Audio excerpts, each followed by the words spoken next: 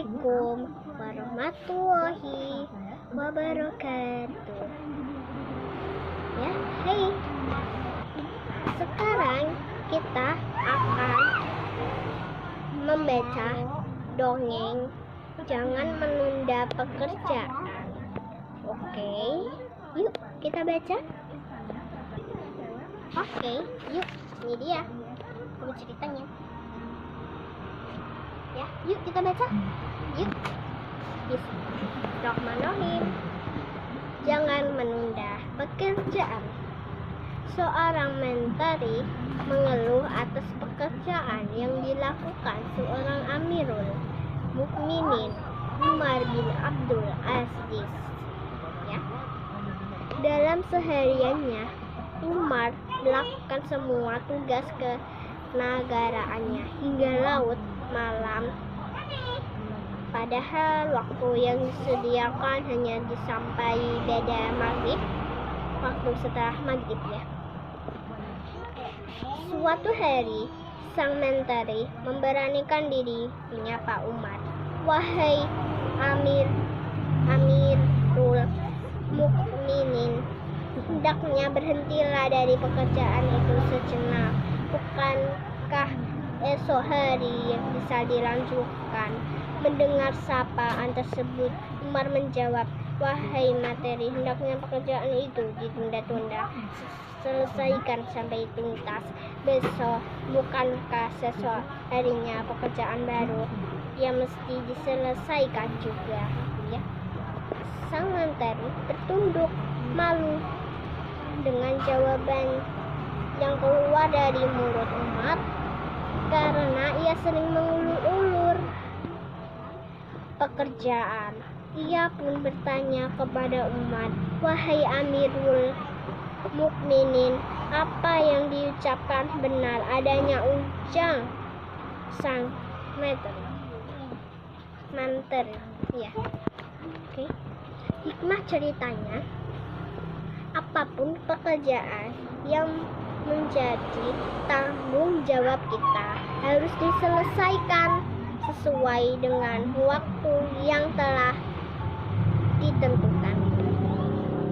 Menunda-menunda pekerjaan seperti PR atau lainnya berarti membuang waktu dan menambah beban. Ya. Selanjutnya,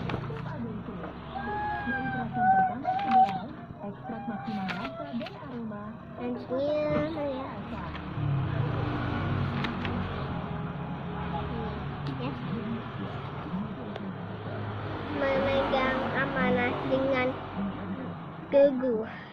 Ya. Siang hari yang terik, matahari bersinar dengan ganasnya.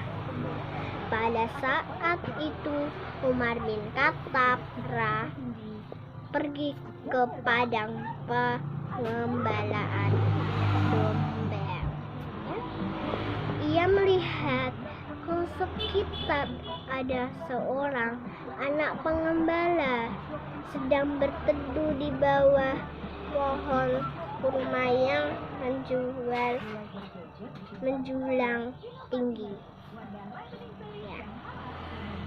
Umar mendekati anak kecil itu seraya bertanya, hai anak muda, bolehkah aku membeli 1 ekor kambing gemuk itu dengan harga yang tinggi? Mendengar pertanyaan itu, si pengembala kecil menjawabnya dengan tegas, wahai orang tua, kambing-kambing ini bukan milikku, tapi milik majikanku. Aku hanya diberikan amanah untuk memeliharanya dengan baik. Umar membujuk si pengembala lagi, hai anak muda, kau bisa berkata kepada majikanmu bahwa seekor harimau telah makan kambing itu dan majikanmu tidak melihatnya. Tentu dia percaya dengan perkataanmu. Kemudian uang yang kau miliki rezeki itu bisa kau belikan kambing lagi, dan sisanya untuk kepentinganmu dirimu. Bukankah itu lebih menguntungkan? Tapi reaksi anak gembala, ia menjawab dengan tegas, "Wahai orang tua, walaupun majikanku tidak melihat perbuatan tercelaku, tapi Allah pasti mengetahuinya. Semoga Allah memanfaatkan perkataan Tuhan." Melihat keteguhan iman si pengembala, hati Umar sangat senang. Ia pun bergegas menemui majikan si pengembala untuk membebaskan dari perbudakan. Umar juga menghadiahkan seluruh kambing yang dibelinya kepada anak pengembala tersebut. Ia mendapatkan berkah berlimpah dari Allah karena menjaga amanah atas kepercayaan orang lain. Hikmah cerita: Allah Maha mengetahui apa yang dikerjakan setiap hambanya. Si pengembala bisa menjaga amanah orang lain. Akhirnya ia mendapatkan berkahnya dengan terbebas dari perbudakan dan mendapatkan hadiah yang tidak berduga. Ya. Sekarang kita akan membaca selanjutnya, ya. Bangau yang serakah dan ikan kecil yang cerdik. Ya. Ketika masih kecil, Nabi Muhammad diceritakan oleh ayahnya tentang kecerdikan seekor ikan kecil yang tinggal di sebuah danau. Saat itu ikan kecil sedang bermain-main dengan lincah di sisi danau. Tanpa disadari, datanglah seekor burung bangau tentang melesat ke arahnya dan siap untuk melahapnya. Ya, maaf ya. "Kutangkap kau ikan kecil yang nakal," kata bangau dengan senang.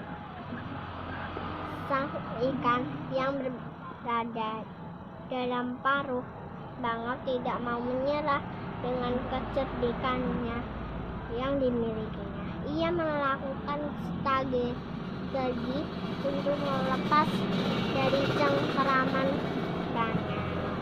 Bangau yang perkasa, apalah artinya tubuhku yang kecil ini?